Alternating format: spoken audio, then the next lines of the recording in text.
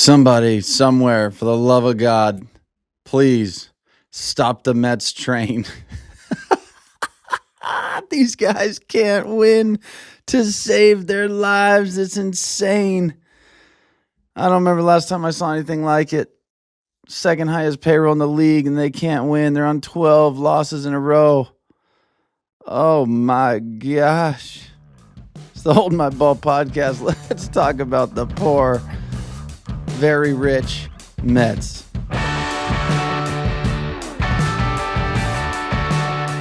Welcome to the show. This is the Hold My Ball podcast. I'm your host, Jake Savicki. Today, it's the Mets. It's the poor Mets that can't win a game.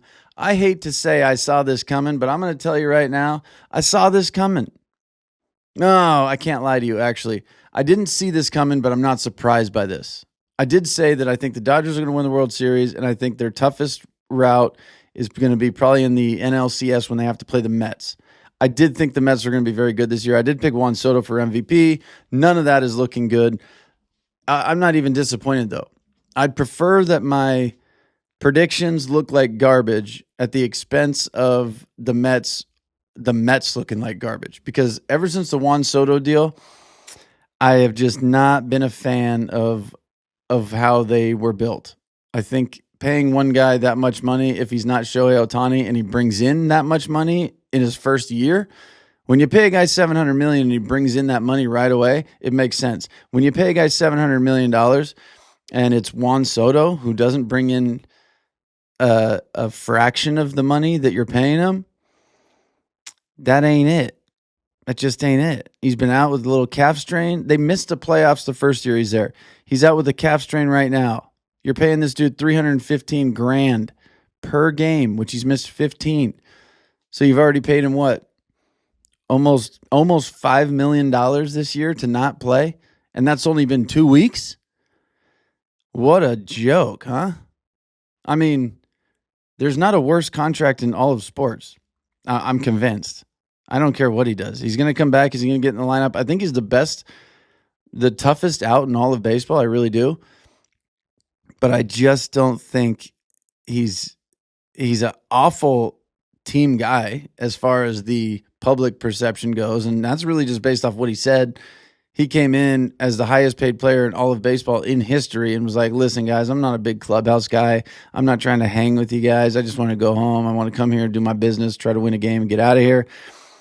And you're coming into a team that had such good vibes like not too long ago. The OMG song. Like, these dudes were having a freaking blast.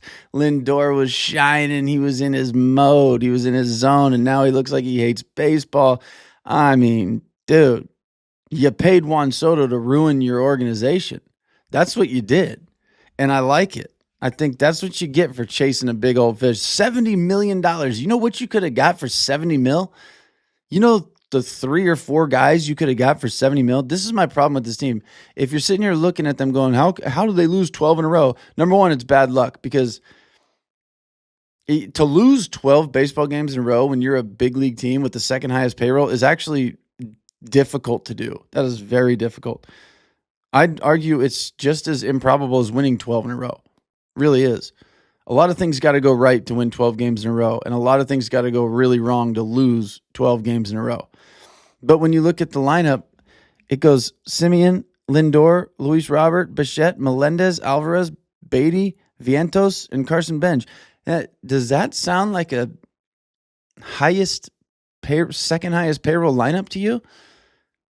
Not to me. It sounds bad. It doesn't sound good. One guy in that lineup, one dude, is hitting above 250. And he has 16 at-bats on the year. He's not even an everyday guy. He's played like 5 games. What's up, guys? We're taking a quick break in the action. I want to give a quick shout-out to our partners over at Caesars Sportsbook. Caesars currently has an exciting new customer offer. Bet $1 and double your winnings on your next 10 wagers. Sign me up, baby. Use code HOLDMYBALL, DYW. That is, use code HOLDMYBALL, DYW. When you sign up to activate the offer and support me and the Hold My Ball podcast. This is why I love you guys, because you've been bought into this show from the beginning, and it's grown and it's doing such amazing things. And this is the kind of stuff that allows us to keep doing it. So thank you. I appreciate it. Hold my ball, DYW. At the end, that stands for double your winnings. Easy way to remember it. Hit the link in the description for more info. Terms and conditions apply. Guys, as always, please bet responsibly. Have some fun with it. Take it seriously, but have a good time. And go get this double your winnings on your next 10 wagers with Hold My Ball DYW with our friends over at Caesars Sportsbook. Again, always bet responsibly. One guy in the whole lineup is hitting above 250. 250. I'm not saying 300. I'm talking 250. One dude. Crazy. It's the contracts. It's the vibes. It's everything about this. You brought in Simeon for $26 million. You're paying him $26 million this year. He hasn't had an OPS. His last 2 years, his OPS has been in the 600s. And you paid him $25 million? His OPS has been in the 600s. And you paid him $25 million this year. For what? Bo Bichette. I like the dude. You paying him $42 million and he gets an opt-out after this year. And if he opts out, he gets a $5 million, we'll call it a bonus. He gets an extra $5 million if he opts out.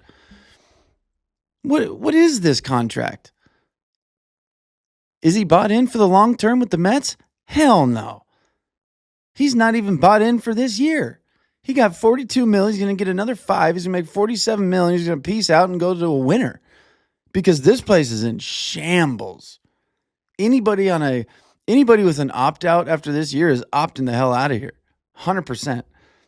100%. You got Sean Manaea on there. $25 million. You're paying him $25 million. He's giving you 16 innings this year, 8 earned runs, and 16 hits. He's giving up a hit an inning and a run every 2 innings. You're paying him $25 million. For what? You signed Devin Williams for $14 million. He was good. And then he went to New York and showed you, hey, listen, I got no idea how to pitch in New York, guys. Not my gig. I like the Brewers. I like that small market team over there where I could just do my thing. Then I went to the Yankees and absolutely shit the bed. And now here I am in New York.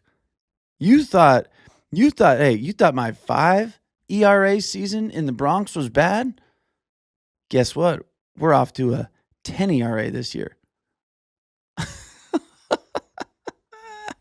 It's insane. That's insane. That's absolutely crazy to me. Luke Weaver, the Yankees paid him $2 million last year. $2 million. In his 11th season, you're paying him $11 million. You're paying him $11 million in his 11th season. He's posted a sub-3 ERA as a reliever, a sub-3 ERA twice in those 11 years. Twice. What are you paying him $11 million for? His current almost 5 ERA? Probably. Insane. Absolutely insane.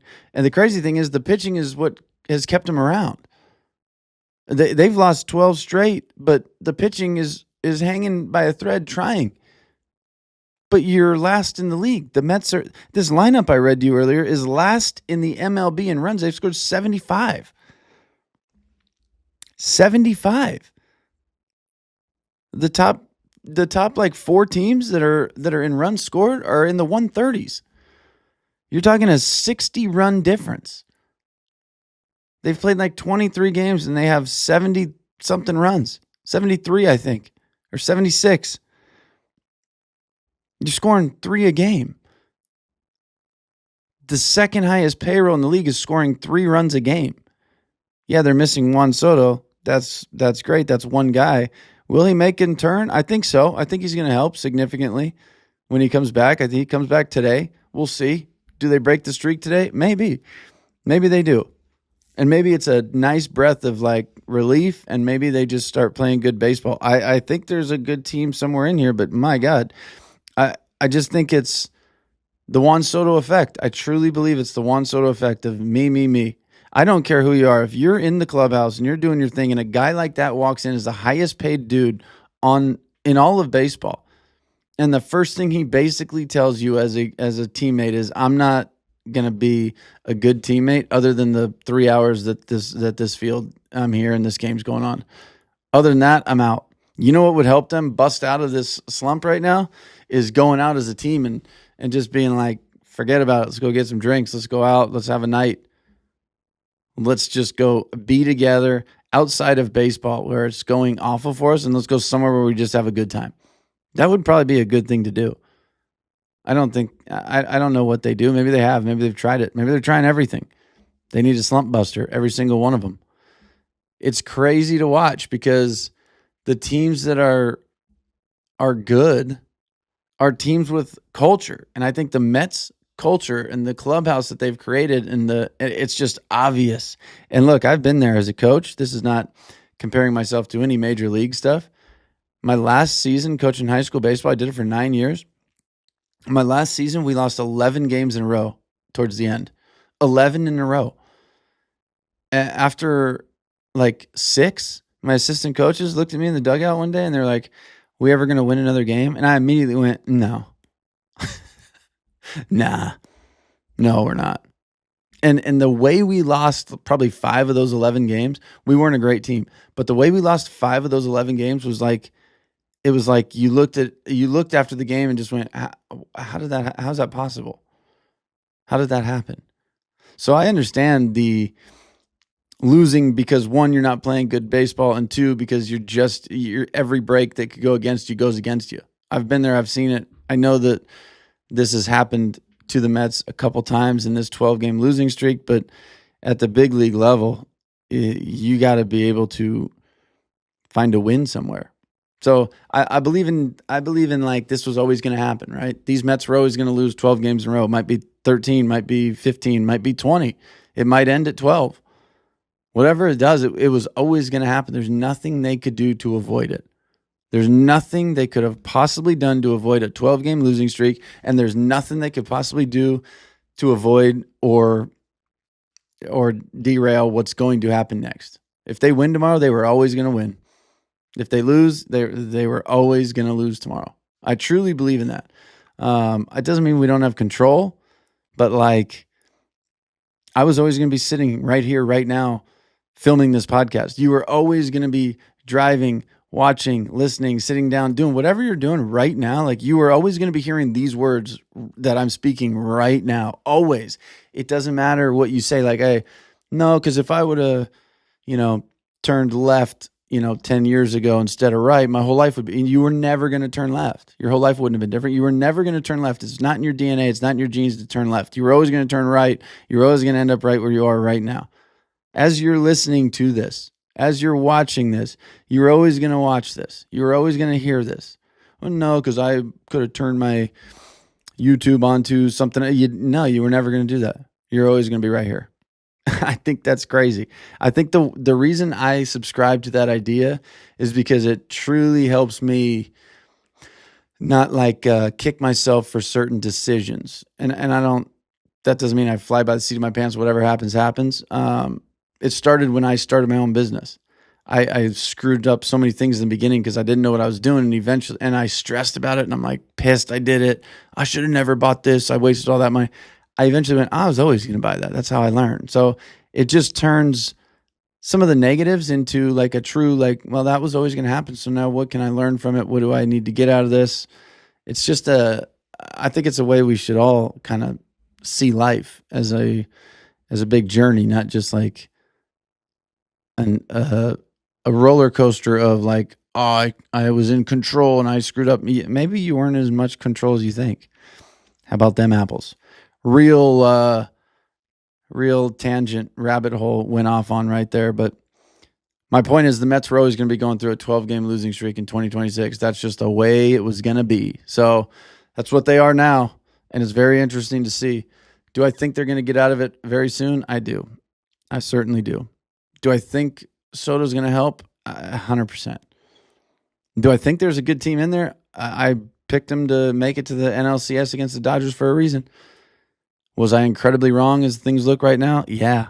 Could I still be right? I don't know if they're even going to squeeze into the playoffs. It doesn't look good. It does not look good. The other team in New York, though, I could flip-flop and feel good about. I think the Yankees are going to be a pretty good baseball team this year. Might be them seeing the Dodgers in the World Series. Wouldn't surprise me. The pitching is good.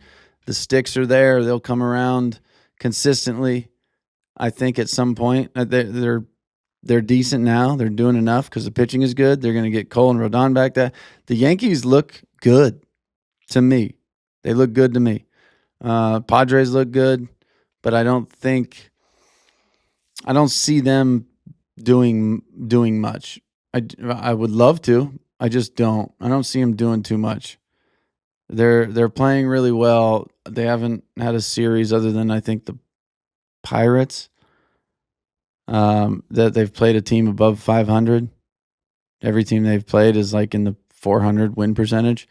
So I'm not convinced by them yet. And they've had walk-offs. They've had 1-0 games. Like they're not exactly tearing the cover off the ball. Their pitching is keeping them there, and they're coming up clutch late in games. So a lot of times when you play good like that, though, and you get on a win streak, and there's a lot of those close games mixed in, and now you know as a team, hey, this might be our identity. We don't go away. We're pesky. We're going to find a way to win. That could go a long ways. So I think for the Padres, where they're currently at, yeah, it looks good for them. They're building an identity, I think.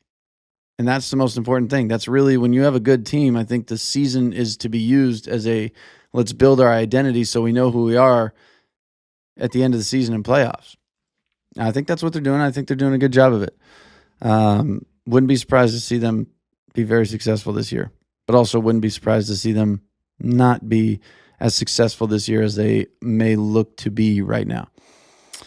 That's all. That's all I'm saying. This is the Hold My Ball podcast, guys. We're going to wrap this one up. Will the Mets find a way to pull out a W today, or will it be 13 in a row? That's the question. As always, like, subscribe, share, download, do whatever it is. I don't even know. All the stuff that doesn't cost you any money, that's what I know. I thank you guys. I appreciate you guys. I love you guys. I am out of here, and I will see you on the next episode of the Hold My Ball podcast.